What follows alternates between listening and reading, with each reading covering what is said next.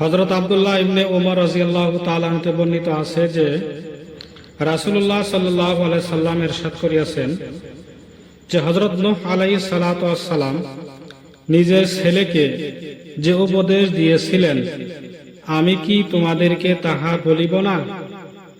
সাহাবা রাদিয়াল্লাহু তাআলা আনহু আরজ করিলেন, অবশ্যই বলুন। তিনি বলিলেন, হযরত নূহ আলাইহিস সালাতু ওয়াস সালাম নিজের ছেলেকে উপদেশ দিলেন, হে আমার ছেলে, তোমাকে দুটি কাজ করার উপদেশ দিতেছি,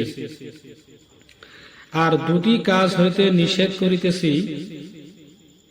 এক তো আমি তোমাকে লা ইলাহা ইল্লাল্লাহ বলার হুকুম করিতেছি, কেননা যদি এই কালিমা এক পাল্লায় রাখিয়া দেওয়া হয় আর অপর পাল্লায় সমস্ত আসমান জমিনকে রাখিয়া দেওয়া হয়, তবে এই কালিমার পাল্লা ঝুঁকিয়া যাইবে।